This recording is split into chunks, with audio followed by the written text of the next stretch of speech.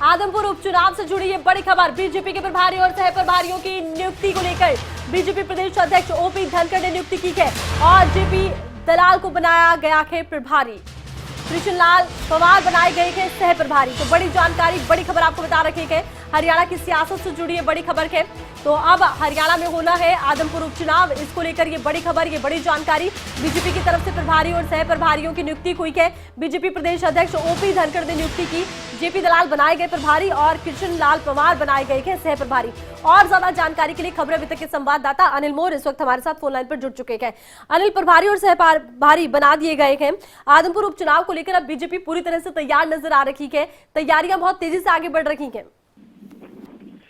देखिए, बिल्कुल आज ही आदमपुर उपचुनाव की घोषणा हुई है और चुनाव की घोषणा होते ही बीजेपी चुनाव की तैयारियों में जुट चुकी है। सबसे पहले खबर अब तक बता रहा है कि हरियाणा बीजेपी की तरफ से आदमपुर उपचुनाव को लेकर प्रभारी और सह प्रभारी नियुक्त कर दिए गए। सबसे पहले हम जानकारी दे रहे हैं, जो प्रभारी बनाए गए कृषि मंत्री जेपी दलाल को चुनाव के लिए प्रभारी बनाया। वहीं सह प्रभारी की जिम्मेदारी कृष्णलाल पवार और सुरेंद्र आर्य को दी गई है। संगठनात्मक कार्यों के लिए जो जिम्मेदारी दी गई है वेदपाल एडवोकेट को दी गई है। ये नियुक्ति हरियाणा बीजेपी की तरफ से कर दी गई क्योंकि जो उपचुनाव होना है आदमपुर उपचुनाव, ये काफी महत्वपूर्ण है। इसी को देखते हुए बीजेपी की तरफ से हरियाणा बीजेपी अध्यक्ष ओम प्रकाश धनखड़ की तरफ से एक प्रभारी और 2 सह प्रभारियों की नियुक्ति यहाँ पे की गई। इसी के साथ 6 तारीख को पंचकूला में बीजेपी ने चुनाव समिति की बैठक बुलाई। काफी महत्वपूर्ण बैठक होने जा रही है। इस बैठक में हरियाणा के मुख्यमंत्री मनोहर लाल, हरियाणा बीजेपी अध्यक्ष ओम प्रकाश धनखड़, प्रभारी विप्लव देव समेत जो चुनाव समिति के सदस्य है वो मौजूद रहे। इस बैठक में आदमपुर उपचुनाव और पंचायत चुनाव पर चर्चा होगी।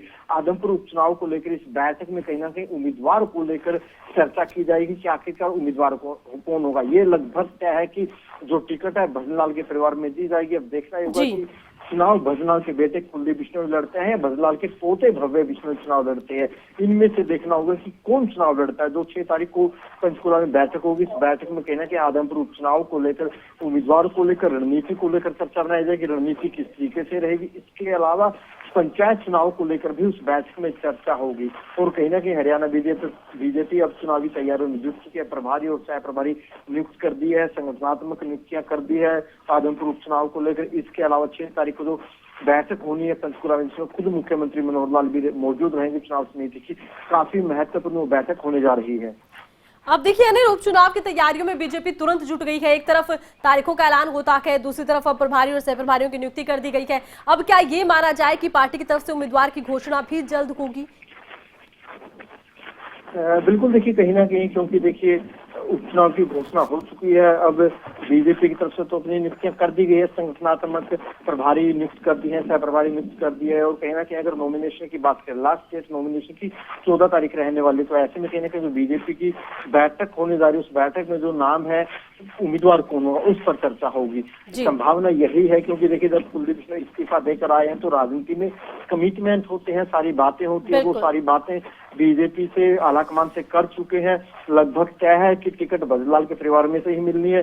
देखना यह होगा कि चुनाव कुलदीप बिश्नोई खुद लड़ते हैं, उनके बेटे लड़ते हैं। कुलदीप बिश्नोई अपनी इच्छा एक तरीके से जता चुके हैं कि मैं चाहता हूं कि मेरा बेटा भव्य बिश्नोई चुनाव लड़े। ये कुलदीप बिश्नोई की इच्छा। अब जो चुनाव समिति की बैठक होगी उसमें नामों पर चर्चा होगी, रणनीति बनाई जाएगी कि बीजेपी किन मुद्दों को लेकर चुनाव लड़ेगी, किस तरीके से बीजेपी की रणनीति रहेगी, मुद्दे कौन से रहेंगे आदमपुर उपचुनाव में। उम्मीदवार को लेकर कहीं ना कहीं जो भी नामों पर डिस्कस किया जाएगा वो नाम तय कर लिए जाएंगे।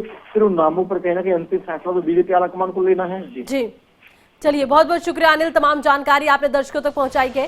तो हरियाणा में आदमपुर उपचुनाव को लेकर अब सियासी गतिविधियां बढ़ती नजर आ रही है। आदमपुर उपचुनाव पर यह बड़ी खबर है, बीजेपी की तरफ से प्रभारी और सह प्रभारी की नियुक्ति कर दी गई है। तो वहीं अब बीजेपी की तरफ से बैठक का एक ऐलान किया गया है। माना जा रहा है इस बैठक में न केवल आदमपुर उपचुनाव बल्कि हरियाणा में होने वाले पंचायती राज चुनावों पर भी चर्चा संभव है।